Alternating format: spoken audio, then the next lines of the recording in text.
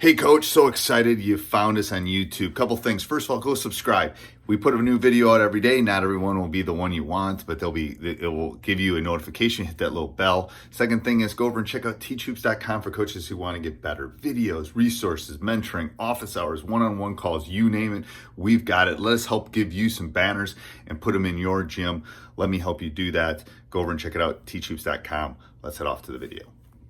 All right, welcome to the Basketball Leadership Podcast. The last one of 2023. Wow. Yeah, Man, it's been seems like I graduated from college yesterday, Coach. Coach, I saw something that really kind of made me think last week. It was on Instagram or something like that. Someone shared it with me, but I was born in 1971. I don't know when you were born, but 66. Okay, well, this will make you feel even older. Thanks. The post basically said 2023 is the same distance or length from 1971 as 1971 is from 1919.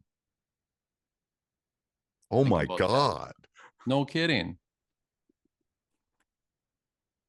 That one kind of woke me up a little bit. So for you, it's going to be even more. Oh my So, God. yeah, when you think of Before the Great Depression. Holy cow. I know, Yeah. World War One, Great Depression. I mean, it's yeah. So anyway, we're fortunate to be here. Yes, we are. We are. And this is a good topic. This is a good one to end, I think, 2023 with.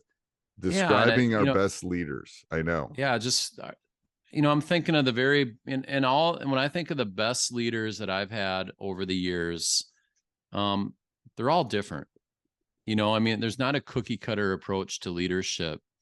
And a couple of them, and I've got a great leader on our team right now, one of the better leaders I've ever had. He's been a 4-year starter for us. He'll be a college basketball player. He's a point guard. He's a vocal leader. He leads by example. Name's Hunter Lawrence, and he's a great kid. I go back, and one of the best I'm going to talk about our first state tournament that I was fortunate to coach was 2017, and we had a kid who, he's about 5'8". He's just a pit bull, just a great kid, blue collar, guard, tough, hard nose. And he was part of a couple really successful teams that, we didn't make it to state, but we were, 24, 25, win teams. And we graduated all these kids the year before. So he was really him. And then one other guard that was a year younger were the only two coming back. And, he had put so much into basketball, and I think he was almost kind of getting burnt out a little bit. His name is Mitch Marine. And I remember having a conversation with him going into the season, and I'm like, Mitch, I know you're thinking that we graduated all our seniors, and, this is going to be maybe a tougher year for us, but I'll tell you what, these two freshmen that will probably be starting for us this year, freshmen, which we've never started a freshman. We're in my son's grade. I've known them since they're in 3rd grade. I know how they're wired. They're good, and they're good. But I'm telling you, we have a chance to really shock a lot of people this year. And he kind of bought into that. And talk about holding kids accountable and leading by example, and just being a senior that wanted it each and every day. I mean, he went from wondering what we were going to be to we're starting 2 freshmen. We called our team the team of twos. We were too small, we were too young, we were too skinny, we were too short. And we go to the state tournament, and we have a phenomenal experience with a couple upsets along the way. We shot, no lie, Coach, this season as a team, and I'm 99% sure this is the number, but we shot, I think, 43.2% from the 3-point line as a team. No. Yes, we broke records like state. Now, when we shot more threes than twos, or just as many, it was equal. It was insane. And we had, our lineup was this 5'8" guard, who was a leader. Okay. We had a 5'10" junior that was a 4-year starter at Jamestown that was on a national record book for 3-point shooting. We started a freshman who's now a 4-year starter at University of Northern Iowa, going to be a senior this year, Nate Heisey. We started another freshman that was 6'2", and all these kids shot over 40% from the 3-point line, who went to Moorhead State or Minnesota State Moorhead, and now is at Jamestown starting for 2 years.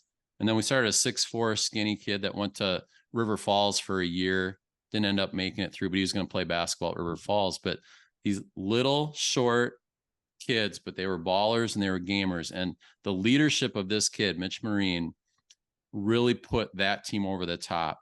And he instilled confidence and belief in that group. And it's really the most enjoyable, probably, team I've ever had because of what they accomplished when they weren't supposed to. And it's pretty amazing. And why do you think that leader. kid is, do you think he's wired that way? What do you think that is? Because a lot of people say, oh, they're just, that's just what happens. There's a certain part of being wired that way. Like, he was a kid that, because he wasn't a big kid growing up, like, you always have a chip on your shoulder when you're undersized. It's the Napoleon complex. You have to, like, yeah.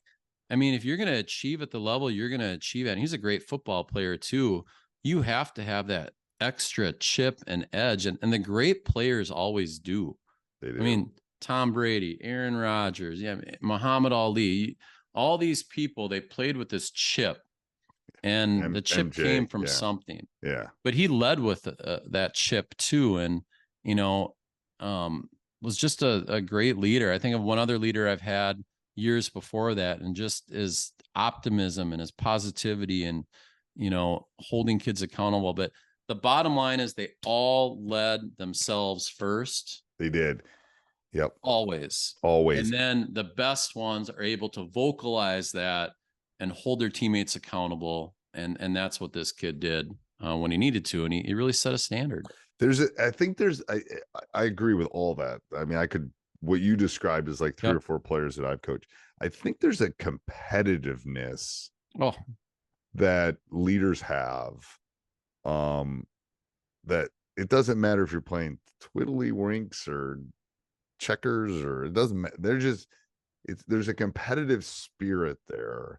And again, I'm trying to give signals to coaches, like, when you're looking at these 15 people, I think that's an indicator of a possible leader, someone that is like that 5'8" kid. I had one of those in my first state championship. Justin Diamond was like that.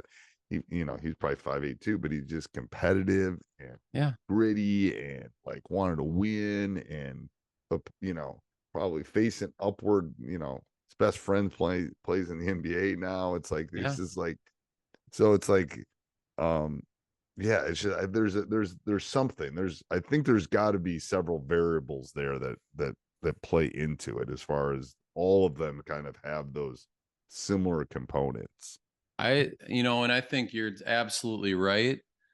When you lead by example, one way you lead by example is through your competitiveness. I mean, you can do all the right things and be a great person and a great role model, but if you're not a competitor, you're not going to be a leader on the basketball team. Like, I mean, you're competing. You've got to get that grit and that toughness and that want and that desire and that stick-to-itiveness and, fight through it. You have to have that edge. That's part of leading by example. The great team's got a little dog in them.